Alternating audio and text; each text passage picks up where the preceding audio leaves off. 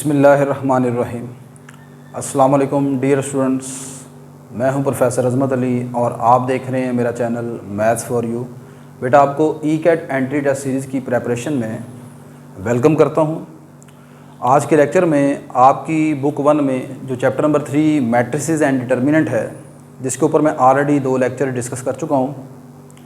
आज lecture number 3 में हम जिन टॉपिक को डिस्कस करेंगे वो आपका है जी, किसी मैट्रिक्स के माइनर को, उसके कोफैक्टर को किस तरह आप डिफ़ाइन करते हैं, और किसी मैट्रिक्स का जो डिटर्मिनेंट है इन form of minor and cofactor, ये कैसे कैलकुलेट किया जाता है। और एट द लास्ट मैं यहाँ पर कुछ टिप्स एंड ट्रिक्स जो है वो आपके साथ शेयर करूँगा, जो कि आपके एंट्री टेस्ट के हवाले से काफ़ी हेल्पफुल होंगे। वैसे आप मैट्रिक्स का डिटर्मिनेंट कैलकुलेट करना जानते हैं, लेकिन यहाँ पर चूँकि आपका जो एंट्री टेस्ट का एग्ज़ाम होता है ये कॉन्सेप्चुअल होता है, ठीक है, तो इसमें आपको माइनर और कोफैक्टर के हवाले से क्वेश्चन जो है वो पेपर में पूछा जाता है। तो इसलिए आप यहाँ पर इस वीडियो को ज़रा कंसंट्रेशन के साथ देखिएगा। तो स्टार्ट करते हैं माइनर और कोफैक्टर क्या चीज़ है इसको। तो सबसे पहले जहाँ तक इसकी डेफिनेशन का ताल्लुक है, माइनर को इस तरह डिफ़ाइन कर लेते हैं। माइनर क्या चीज़ है जी, ये भी आपके पास एक डिटर्मिनेंट ही होता है। क्या है? डिटर्मिनेंट ही है मैट्रिक्स का, लेकिन इसको आप डिफाइन इस तरह करते हैं, इट इज़ अ सब डिटर्मिनेंट, इट इज़ सब डिटर्मिनेंट, सब डिटर्मिनेंट, इट इज़ सब determinant which is obtained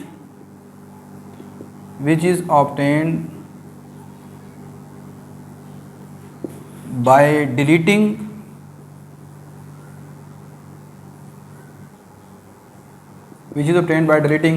ith row and jth column of a matrix, jth column of a square matrix. तो जहाँ तक उसकी डेफिनेशन का ताल्लुक है, ये जनाब आपकी डेफिनेशन है माइनर की। अब थोड़ा सा इसको मैं एलैबोरेट कर देता हूँ। मिसाल के तौर पर मेरे पास एक मैट्रिक्स ए है ऑर्डर 3×3 का, जिसके एलिमेंट है 3, 1, 2 पहली रो में, 0, -1, 5, 8, 2, 0। मिसाल के तौर पर ये मेरे पास एक 3×3 का मैट्रिक्स है। अब इस 3×3 के मैट्रिक्स में टोटल 9 एलिमेंट हैं, ठीक है। आप ये भी जानते हैं कि इन 9 एलिमेंट्स को आप इस तरह लिखेंगे। इसका पहला एलिमेंट है A11, A12 दूसरा, A13 तीसरा, इसी तरह ये आएगा A21, A23, A22, A23 second row third column, इसी तरह ये आएगा third row first column, third row second column, A33 represent करेगा थर्ड रो थर्ड कॉलम के एलिमेंट को। तो किसी 3×3 के मैट्रिक्स में टोटल 9 एलिमेंट्स हैं। इन 9 एलिमेंट्स के 9 माइनर हैं। क्या है? 9 माइनर हैं और 9 ही कोफैक्टर हैं, ठीक है। हर एलिमेंट के ऑपोजिट आपने उसका माइनर मालूम करना है। तो मिसाल के तौर पर मुझे चाहिए माइनर इस एलिमेंट का, -1 का। तो -1 का जो माइनर है, आपसे पेपर में कहा जाएगा कि फाइंड दी माइनर ऑफ -1, ठीक है। अब देखें, अब यहाँ पर ये चीज़ आपने ऑलरेडी कैलकुलेट करना सीखी होगी, लेकिन आपको ये नहीं पता कि ये जो टर्मिनोलॉजी उसने इस्तेमाल की है कि -1 का माइनर आपने मालूम करना है, ये क्या चीज़ है, नहीं, ठीक है। तो एफएससी में ये चीज़ें आपने सीखी। एफएससी में जस्ट आपने डिटर्मिनेंट कैलकुलेट करना सीखा था। तो -1 जो है, इसका माइनर मालूम करने के लिए आप किस तरीके से मालूम करेंगे वो देखें। माइनर को आमतौर पर आप लिखते हैं, अगर ये -1 का माइनर मालूम करना है तो -1 किस पोजीशन पर है? -1 जो है वो A22 यानी सेकेंड रो सेकेंड कॉलम है, तो इसके माइनर को लिखेंगे M22 से, ठीक है। अब ये कैसे कैलकुलेट होगा? डेफिनेशन ये कहती है आप सेकेंड रो को सेकेंड कॉलम को छोड़ दें, यानी कि आप सेकेंड कॉलम को छोड़ दें और सेकेंड रो को छोड़ दें, बाकी जो चीज़ बचती है उसका आप डिटर्मिनेंट कैलकुलेट कर लें। तो ये आपके पास आ जाएगा 3280 का डिटर्मिनेंट, 3280 का डिटर्मिनेंट। अब ये मैट्रिक्स आपके पास बन गया 2×2 का। इसका डिटर्मिनेंट कैसे कैलकुलेट करना है आपने, ये आप जानते हैं। ये आ जाएगा 3 × 0 -8 × 2, तो ये आ जाएगा 3 × 0 0, 8 2 16, आंसर आ जाएगा -16। तो -16 जो है वो माइनर है किसका? -1 का, ठीक है। तो this is the concept of the minor. सही होगी बात ये। आगे मैं बढ़ता हूँ कोफैक्टर की तरफ। नेक्स्ट बेटा अगली चीज़ जो है वो कोफैक्टर है, उसको हम किस तरह डिफाइन करते हैं। अगर मैंने लिखा कि अगर ए, मेरे पास एक मैट्रिक्स ए है n/n ऑर्डर का, then the cofactor of element aij। पहली बात ये याद रखिएगा, माइनर हो या कोफैक्टर हो, ये हमेशा किसी एलिमेंट का मालूम किया जाता है। ये नहीं कहेगा कि मैट्रिक्स ए का कोफैक्टर बता दें, ये नहीं कहेगा कि मैट्रिक्स ए का माइनर बता दें, आपको कहेगा कि मैट्रिक्स ए के एलिमेंट A23 का या A33 का माइनर बताएं या कोफैक्टर बताएं, ठीक है। तो अगर एक मैट्रिक्स ए है जिसका एलिमेंट aij है, उसका कोफैक्टर मालूम करना है तो उसको लिखेंगे हम, उसको डिनोट करते हैं कैपिटल aij से, ठीक है। और वो किसके बराबर है, it is the product aij, यानी कोफैक्टर जो है ये हमेशा दो चीज़ों का प्रोडक्ट होता है। मतलब फार्मूला इसका ये है -1 की power i + j into mij। m mean minor. अब मिसाल के तौर पर इस प्रीवियस एग्जांपल में जिसमें मैंने M22 मालूम किया है, डैट इज़ दी माइनर, ठीक है। मैं यहाँ पर अगर इस एलिमेंट A22 है ना, ये है, इसी का माइनर मालूम किया M22, मैं फ़र्ज़ करें आपको कहता हूँ कि इस A22 का या -1 का आपने कोफैक्टर मालूम करना है, तो फाइंड कोफैक्टर ऑफ -1 इज़, तो इसका कोफैक्टर आपने मालूम करना है तो उसको डिनोट करेंगे। पहली बात ये कि यहाँ पर ये कितनी पोजीशन पर है, ये आपके पास है जनाब A22, तो उसको डिनोट करूँगा A22 से। फार्मूला बनेगा -1 की पावर 2 + 2 और M22, ठीक है, ये इसका फार्मूला है।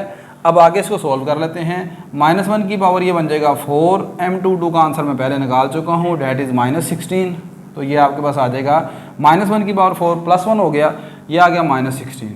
तो यहाँ पर जो कोफैक्टर है उसका आंसर भी -16 है। याद रखिएगा पेपर में माइनर का कोफैक्टर का क्वेश्चन मैक्सिमम चांस होते हैं आपको पेपर में आ जाता है। मिसाल के तौर पर आपसे कहा जाता है जी इसी मैट्रिक्स ए में आपको क्वेश्चन बना के देता है, कहता है जी फाइंड कोफैक्टर ऑफ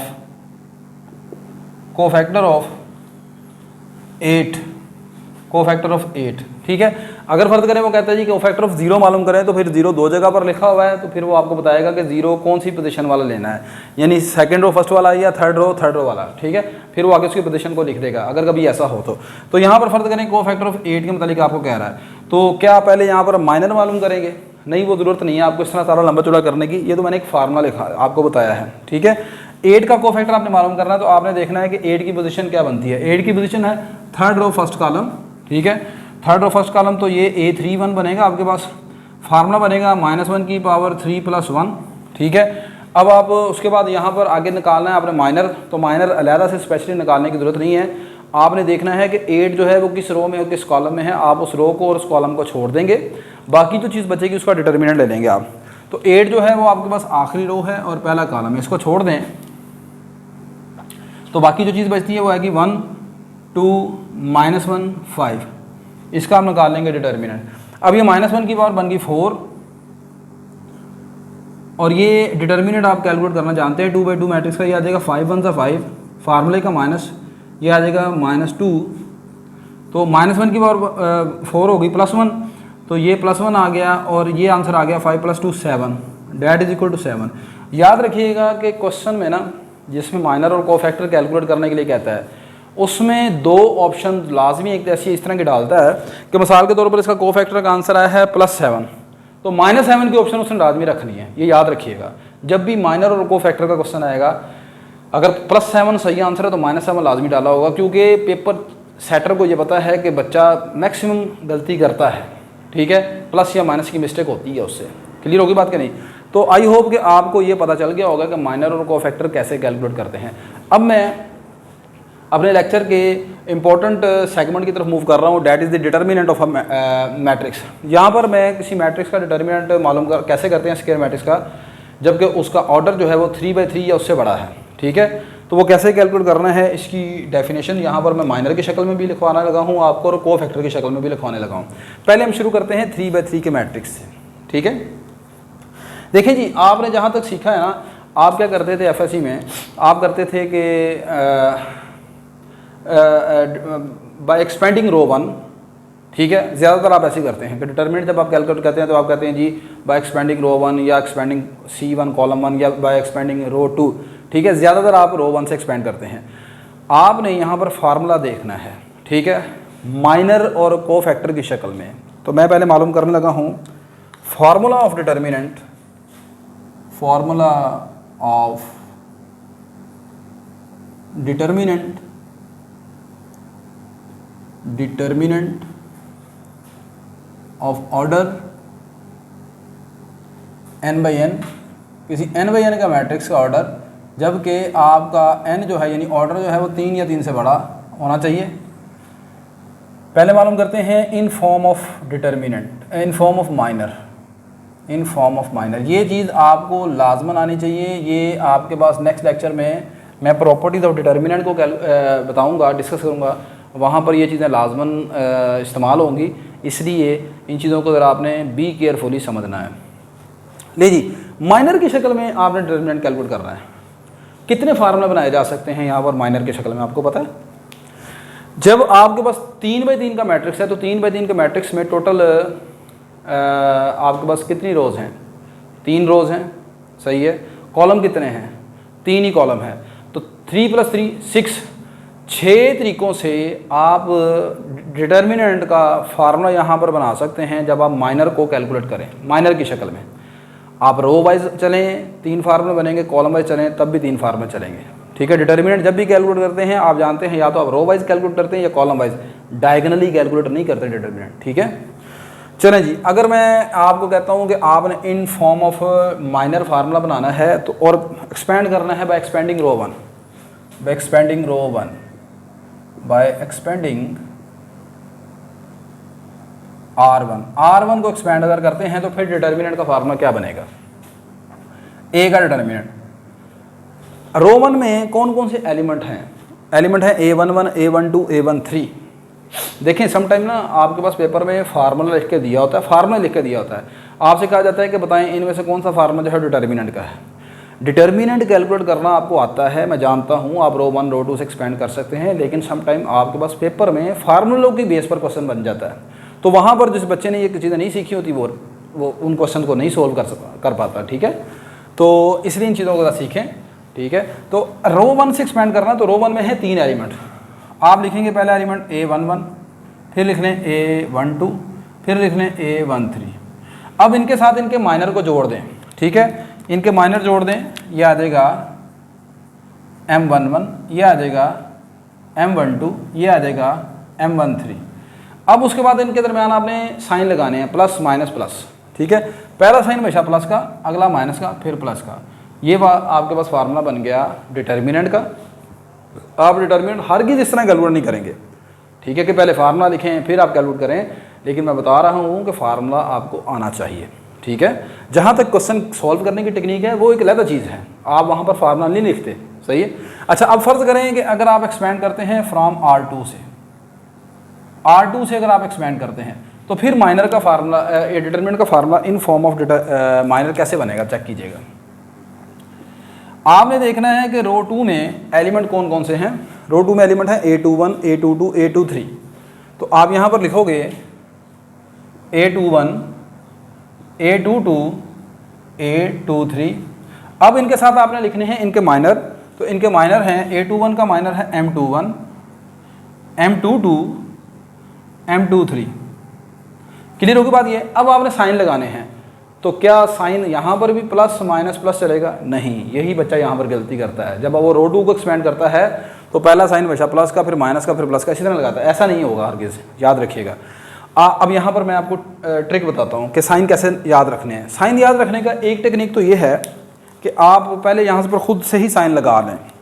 मतलब कैसे? 3 बाई 3 का मैट्रिक्स है, पहला साइन प्लस का, फिर माइनस का, फिर प्लस का, फिर माइनस का, फिर प्लस का, फिर माइनस, फिर इसके साथ प्लस, फिर माइनस, फिर प्लस।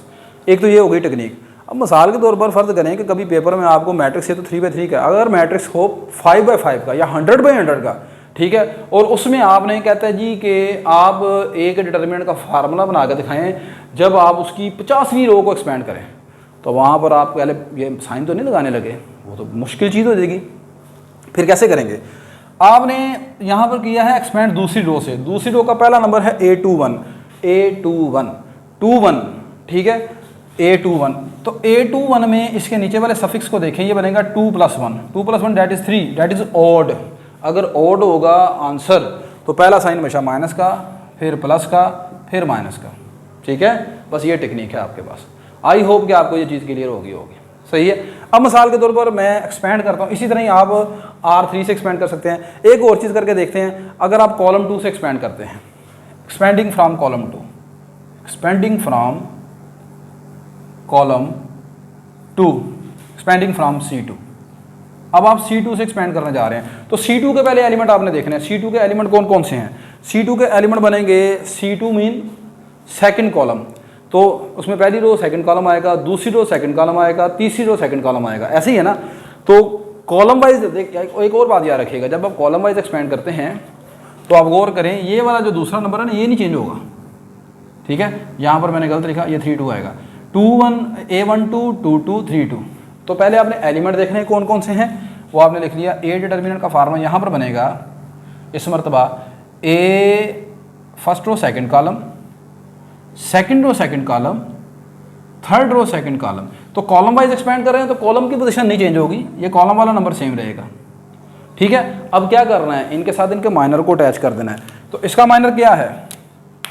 इसका माइनर है M12, इसका माइनर है M22, इसका माइनर है M32। क्लियर। अब अगली बात सुने, ये 1-2 है, ओड है, 1 + 2 3 दैट इज ओड। तो पहला साइन माइनस का, फिर प्लस का, फिर माइनस का। आई होप कि अब आपको क्लियर हो चुका होगा कि आपने कभी किसी मैट्रिक्स के डिटर्मिनेंट कैलकुलेट करना हो रो वाइज या कॉलम वाइज, तो माइनर की शक्ल में उसका फार्मूला कैसे बनाते हैं। क्लियर होगी बात कि नहीं? अब मिसाल के तौर पर अगली बात देखिएगा, मैं यहाँ पर आपकी प्रैक्टिस के लिए मैं कहता हूँ जी कि आपके पास एक मैट्रिक्स ए है, उसका ऑर्डर है 5/5, ठीक है। एक्सपेंड करना है आपने उसको, एक्सपेंड करना है आपने उसे R4 से, ठीक है। आपने इसका फार्मूला लिख के दिखाना है, तो ट्राई करें, कैसे लिखेंगे देख सकते हैं आप लोग। चलिए मैं आपकी हेल्प करता हूँ, देखिएगा। आपने ए के डिटर्मिनेंट का फार्मूला लिखना है, इसके 5/5 का मैट्रिक्स है, तो इसका मतलब है, जारी सी बात है, 5/5 का मैट्रिक्स है तो उसमें 5 एलिमेंट लिखेंगे, ठीक होगी बात ये कि नहीं। R4 चौथी रो का जो पहला नंबर होगा वो कौन सा होगा? 4th row first column, 4th row second column, 4th row third column, 4th row fourth column, 4th row fifth column. तो इसके एलिमेंट कुछ इस तरह बनेंगे, 5/5 का है तो 5 एलिमेंट लिखने हैं। 4th row first column, 4th row second column, 4th row third column, 4th row fourth column, 4th row fifth column, ठीक हो बात। जब आपने कॉलम वाइज एक्सपेंड किया तो आप गौर कर सकते हैं, कॉलम चेंज हुआ। और जब आपने रो वाइज एक्सपेंड किया तो आपने देखा कि रो की पोजीशन चेंज नहीं हुई, रो वाला नंबर सेम रहा, ठीक है। अब जनाब इसमें आपने इनके साथ अटैच करना है इनके माइनर। ये आ गया इसका माइनर M41, ये आ गया इसका माइनर M42, ये इसका आ गया माइनर M43, ये इसका माइनर आ गया M44, ये इसका माइनर आ गया M45। अगली चीज़, अब इनके साइन लगाने हैं आपने, नो प्रॉब्लम। 4 यानी 4 + 1 that is equal to 5। 5 is odd number, पहला साइन माइनस का, फिर प्लस का, फिर माइनस का, फिर प्लस का, फिर माइनस का। आई होप कि अब आपको क्लियर ज़रूर हो गया होगा, ठीक है। अब मैं उम्मीद करता हूँ कि आपके पास कभी भी माइनर की शक्ल में किसी भी मैट्रिक्स का, स्क्वायर मैट्रिक्स का, चाहे वो किसी भी ऑर्डर का हो, किसी भी रो से या किसी भी कॉलम से आपने उसे एक्सपेंड करना हो, आप उसका फार्मूला बना सकते हैं। बना सकते हैं कि नहीं? ज़रूर बना सकते हैं। अभी तक अगर आपने मेरी ये वीडियो को लाइक नहीं किया तो लाजमी लाइक कर दीजिएगा। चैनल को फर्स्ट टाइम देखा है तो आप चैनल को सब्सक्राइब कीजिएगा और अपने दूसरे दोस्तों को बताइएगा। नेक्स्ट बेटा चलते हैं, आपने फार्मूला बनाना है डिटर्मिनेंट का इन फॉर्म ऑफ कोफैक्टर। बड़ा आसान तरीकाकार है, कोफैक्टर में माइनर से ज़्यादा आसान है। वो क्या है? कोफैक्टर की शक्ल में जब आपने डिटर्मिनेंट का फार्मूला बनाना है तो पहले डिटर्मिनेंट की डेफिनेशन सुन लें। डिटर्मिनेंट की डेफिनेशन है इन फॉर्म ऑफ कोफैक्टर। वो क्या बनेगी वो सुने। डिटर्मिनेंट की डेफिनेशन, कभी आपसे पूछता ना डिटर्मिनेंट की डेफिनेशन ही बता दें तो उसकी डेफिनेशन ये है, इट इज़ दी, डिटर्मिनेंट क्या है? It is the sum of product, it is the sum of product of elements of a row and their respective cofactors, respective cofactors. क्या मैंने लिखा कि किसी मैट्रिक्स का जो डिटरमिनेंट है उसकी डेफिनेशन ये है कि ये सम ऑफ प्रोडक्ट है, यानी प्रोडक्ट का सम है। किस चीज़ का प्रोडक्ट लेना है? किसी रो के, और अगली चीज़ यहाँ पर आएगा एलिमेंट्स ऑफ रो और कॉलम, या कॉलम भी लिया जा सकता है। किसी एक रो के या किसी कॉलम के एलिमेंट्स को पकड़ें, उसके कोफैक्टर के साथ मल्टीप्लाई कर दें, फिर उनका सम कर लें, जो चीज़ आपको हासिल होगी वो उसका डिटरमिनेंट कहलाएगा। मिसाल के तौर पर यहाँ पर 3/3 मैट्रिक्स है। इस 3/3 के मैट्रिक्स में आपको पता है कोफैक्टर के मदद से कितने डिटरमिनेंट के फार्मूले बनाए जा सकते हैं? 6 फार्मूले बनाए जा सकते हैं।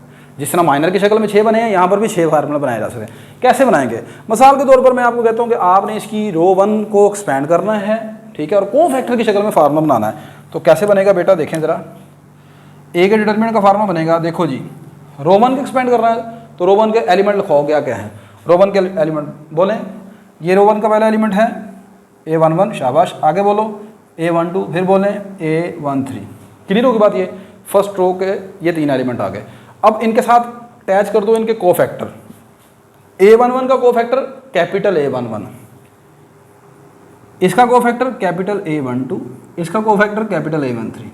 याद रखिएगा जो कोफैक्टर का सिंबल है, नोटेशन जो है, ये जो आपके पास जिस तरह का मैट्रिक्स का नाम होता है उसी के मुताबिक कोफैक्टर होगा। अगर मैट्रिक्स B होगा तो यहाँ पर कोफैक्टर होगा B, capital B11, capital B12, capital B13, और इसी तरह इसके एलिमेंट्स भी होंगे, स्मॉल b1, स्मॉल b12, ठीक है।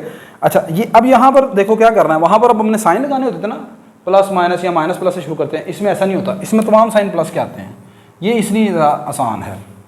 क्लियर होगी बात कि नहीं? अब आप गौर कर लें, ये पहली रो पहला एलिमेंट, ये इसके साथ इसका कोफैक्टर है, ये नंबर 12 है, यहाँ पर भी 12 लिखा है, 1 3 13, ये भी 13 है, ठीक है। तो यहाँ पर ये तरीकाकार होता है। मिसाल के तौर पर आपके पास अगर ये 5/5 का मैट्रिक्स है, इसकी चौथी रो को आपने एक्सपेंड करना है, चौथी रो को, और कोफैक्टर की शक्ल में इसका फार्मूला बनाना, तो कैसे बनेगा? वो फार्मूला बनेगा a determinant is equal to चौथी row first column, fourth row second column, fourth row third column, fourth row fourth column, fourth row fifth column. इनके साथ आप जोड़ देंगे इनके कोफैक्टर को। यह आ जाएगा इसका पहला कोफैक्टर A41, यह आ जाएगा इसका दूसरा कोफैक्टर A42, यह आ जाएगा कैपिटल A43, यह आ जाएगा कैपिटल A44, यह आ जाएगा कैपिटल A45, और दरमियान में सारे साइन प्लस के, प्लस प्लस प्लस, ये भी यहाँ पर प्लस आ जाएगा। तो आई होप कि बेटा आपको कोई बात ही क्लियर हो जाओगे। अब यहाँ पर मैं एक बहुत ही इंपॉर्टेंट चीज़ आपके साथ शेयर करने लगा हूँ, ठीक है। That is very important with respect to your MCQs, ठीक है। उसको गौर से देखिएगा। वीडियो अगर थोड़ी सी लेंथी हो तो वीडियो को आप थोड़ा सा डिफरेंट सेटिंग में देख सकते हैं। मैं कोशिश करता हूँ कि चीज़ों को ज़्यादा से ज़्यादा बेहतर तरीके से, मैक्सिमम तरीके से डिटेल में एलेबोरेट करूँ, ठीक है। ये नहीं कि बस वीडियो की लेंथ थोड़ी सी छोटी सी रखकर और चीज़ों को स्किप करता जाऊँ, ऐसी आदत नहीं है मुझ में। चीज़ों को कोशिश करता हूँ कि आपको बेहतर तरीके से जो है ना वो आप तक पहुँचाने की। तो नेक्स्ट बेटा एक इंपॉर्टेंट रिजल्ट यहाँ पर आपके साथ शेयर करने लगा, उसको ज़रा आपने देखना है। ले बेटा नेक्स्ट आपके पास जो इंपॉर्टेंट रिजल्ट जिसके मतलब मैं यहाँ पर बताना जा रहा हूँ आपको, वो क्या है? डिटर्मिनेंट में आपने देखा कि अगर आपने रो 1 के एलिमेंट लिए हैं और उनके रो 1 के ही कोफैक्टर हैं, आप उनको मल्टीप्लाई करके सम करेंगे तो जो चीज़ आपको हासिल होगी वो उसका डिटर्मिनेंट मैट्रिक्स ए का कैलकुलेट हो जाएगा। आपने रो 2 के एलिमेंट पकड़े, रो 2 के कोफैक्टर पकड़े, उनको मल्टीप्लाई किया, सम किया, जो चीज़ हासिल होगी वो डिटर्मिनेंट कहलाएगा। रो 3 के एलिमेंट पकड़े, रो 3 के कोफैक्टर पकड़े, उनको मल्टीप्लाई किया, सम किया, जो चीज़ हासिल होगी वो डिटर्मिनेंट होगा। इसी तरह अगर कॉलम 2 के मिसाल के तौर पर आपने एलिमेंट पकड़े, कॉलम 2 के ही फैक्टर पकड़े, उनको मल्टीप्लाई किया, सम किया, तो जो चीज़ हासिल होगी वो क्या कहलाएगा? That is the determinant. लेकिन अगर कभी आप ऐसा करें कि एलिमेंट हों रो 1 के, कोफैक्टर हों रो 2 के या रो 3 के, यानी डिफरेंट रो के कोफैक्टर पकड़ लें और एलिमेंट किसी और रो के हों, फिर उनको मल्टीप्लाई करें और फिर मल्टीप्लाई करके सम करें, तो इस मरतबा जो चीज़ हासिल होगी वो क्या होगा? वो डिटर्मिनेंट नहीं होगा। डिटर्मिनेंट नहीं होगा तो फिर आंसर क्या बनेगा पता आपको? That is 0। This is the property, very important result. Sum of product of elements of a row और column with cofactor of a different row और कॉलम इज ऑलवेज 0, ठीक है। मिसाल के तौर पर मेरे पास ये रो वन के एलिमेंट हैं, सही है। रो वन के एलिमेंट हैं A11, A12, A13, ये मेरे पास किसके एलिमेंट है? रो वन के। मैं इनको मल्टीप्लाई कर देता हूँ रो टू के कोफैक्टर के साथ। रो टू के कोफैक्टर कौन से होंगे? Capital A21 plus capital A22 plus capital A23। इस मरतबा जो आंसर निकलेगा that is always zero. Very important property है ये आपके पास। कैसे इंपॉर्टेंट प्रॉपर्टी है पता है आपको? चलें मैं MCQs बनाता हूँ, फिर आप उससे आपको आइडिया होगा कि ये प्रॉपर्टी कैसे इंपॉर्टेंट है। मिसाल के तौर पर मैं एक यहाँ पर मैट्रिक्स, चलिए यही ले लेते हैं, 3 by 3 का मैट्रिक्स ले लेते हैं, ठीक है। आपके उस क्वेश्चन पेपर में आ गया, आपको कहा जाता है if matrix A is equal to this then इसकी वैल्यू क्या होगी? Option A -8, option B +7, option C 0, option D 9। बच्चा क्या करेगा जिसको ये प्रॉपर्टी मालूम नहीं होगी? वो क्या करेगा पता है आपको? वो कहेगा 3 by 3 का मैट्रिक्स है, छोटा सा मैट्रिक्स है, ठीक है, ज़रूर कोशिश करेगा सोल्व करने की। पहले कोफैक्टर मालूम करेगा A21, वो भी अगर उसको कोफैक्टर का कॉन्सेप्ट होगा तो। अगर उसे कोफैक्टर का पता ही नहीं है तो वो A21 कैलकुलेट करेगा ही नहीं, ठीक है, वो क्वेश्चन छोड़ देगा। जिसको कोफैक्टर का कॉन्सेप्ट पता होगा लेकिन जिसको ये प्रॉपर्टी मालूम नहीं होगी, थोड़ा सा शार्प होगा, ठीक है, तो वो पहले A21 कैलकुलेट करेगा, A22 कैलकुलेट करेगा, A23 कैलकुलेट करेगा, ठीक है। कैलकुलेट करने के बाद A11 की कीमत है 3, A12 की कीमत है ये 1 और स्मॉल A13 की कीमत है 2। इनको मल्टीप्लाई करके सम करने की कोशिश करेगा, आंसर निकलेगा, अगर कैलकुलेशन सही हुई तो आंसर निकलेगा C इज इक्वल टू 0। लेकिन जो बच्चा आपकी तरह शार्प होगा, इंटेलिजेंट होगा, वो क्या करेगा? वो देखेगा कि भाई ये जो एलिमेंट हैं, ये एलिमेंट तो हैं रो वन के, और ये जो कोफैक्टर हैं ये कोफैक्टर हैं रो टू के। तो एलिमेंट किसी और रो के, कोफैक्टर किसी और रो के, तो आपको आपकी तरह जो इंटेलिजेंट शार्प बच्चा होगा वो कहेगा भाई इसका आंसर तो आना है 0, वो सॉल्व करेगा नहीं। तो क्या फ़ायदा हुआ इससे फ़ायदा ये हुआ कि जिस बच्चे ने ये सॉल्व किया उसने यकीनन अपने पेपर में इस क्वेश्चन को सॉल्व करने में कम से कम 3 से 4 मिनट लगा दिए, और जिसने ये प्रॉपर्टी याद कर ली उसके क्या हुए? कुछ सेकंड्स लगे हैं, ठीक है। हाँ, अगर एक बच्चा ये पूछता है कि जनाब अगर एलिमेंट रो वन के उठाए हैं और कोफैक्टर किसी कॉलम के उठा लिए हैं, फिर ऐसा नहीं है, फिर ये कोई प्रॉपर्टी नहीं है। या तो रो के एलिमेंट उठाए हैं तो फिर कोफैक्टर भी रो के उठाने हैं, अगर एलिमेंट कॉलम के उठाए हैं तो फिर कोफैक्टर भी कॉलम के ही होने चाहिए। मिसाल के तौर पर अगर आप कॉलम 1 के कोफैक्टर उठाते हैं, कॉलम 1 के कोफैक्टर हैं A11, पहला first row first column, first row second row first column, third row first column. इसको मल्टीप्लाई कर दिया आपने कॉलम 3 के फैक्टर के साथ। कॉलम 3 के फैक्टर हैं first row third column, second row third column, second row third row, second row ये आपके पास आ गई, थर्ड कॉलम, ठीक है, थर्ड रो थर्ड कॉलम, इनको आपने प्लस कर दिया, इसका आंसर 0 आएगा। यानी कि रो के एलिमेंट उठाएंगे तो रो के कोफैक्टर उठाने हैं, कॉलम के एलिमेंट उठाएंगे तो कॉलम के कोफैक्टर उठाने हैं। आई होप कि आज की वीडियो में आपको कुछ सीखने को मिला होगा।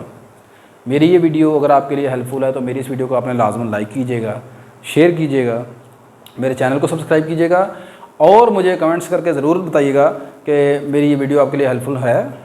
और आप बताते हैं, मैसेज करते हैं तो मोटिवेशन मिलती है, मज़ीद आपके लिए वर्किंग करने का जो एक जज्बा होता है वो उभरता है।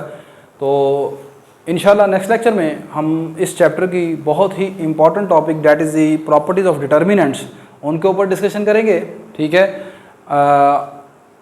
उनमें से क्वेश्चन आने के मैक्सिमम चांस होते हैं और उन प्रॉपर्टीज़ ऑफ डिटर्मिनेंट में इन चीज़ों को मैं इस्तेमाल करूँगा, इसलिए ये लेक्चर आप लाजमन देख लीजिएगा, ठीक है। तो अल्लाह हाफ़िज़।